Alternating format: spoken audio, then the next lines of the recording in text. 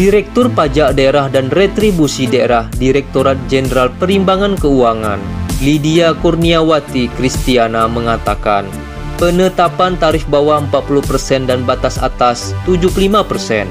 Hal ini dengan mempertimbangkan bahwa jasa hiburan seperti diskotik, karaoke, klub malam, bar dan mandi uap atau spa pada umumnya hanya dikonsumsi masyarakat tertentu.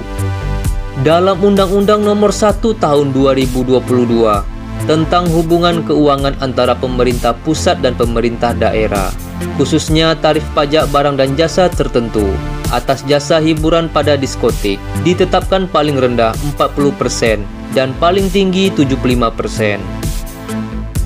Penetapan tarif pemerintah dan DPR telah mempertimbangkan masukan dari berbagai pihak, mendasarkan pada praktik pemungutan di lapangan, dan mempertimbangkan pemenuhan rasa keadilan masyarakat, khususnya bagi kelompok masyarakat yang kurang mampu dan perlu mendapatkan dukungan lebih kuat melalui optimalisasi pendapatan negara, ujar Lydia dalam media briefing di Jakarta. Hotman Paris protes.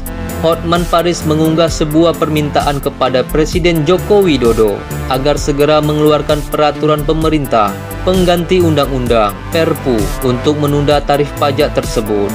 Pasalnya, dirinya menilai tarif pajak hiburan tersebut merupakan terbesar di dunia dan juga tidak ada alasan pemerintah untuk menaikkan pajak daerah pada saat ini.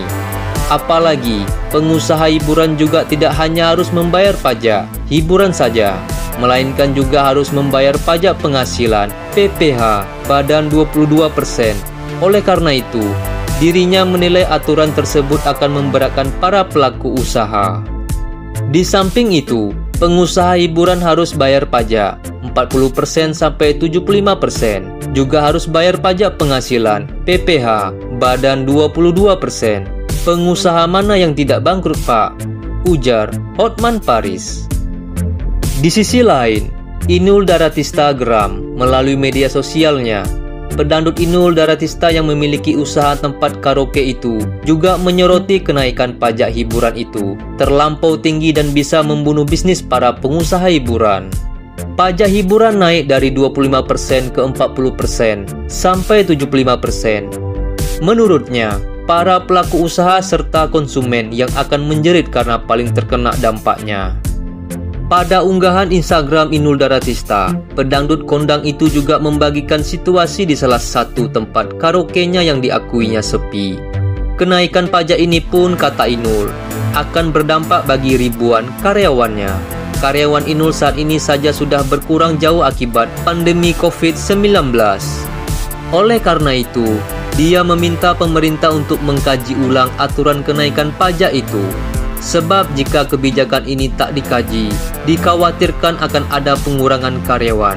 Jadi buat Pak Menteri, Pak Jokowi juga, tolong undang-undang ini dikaji ulang. Karena Bapak naikkan pajak, banyak orang-orang yang tidak bisa bekerja lagi, ujar Inul Daratista.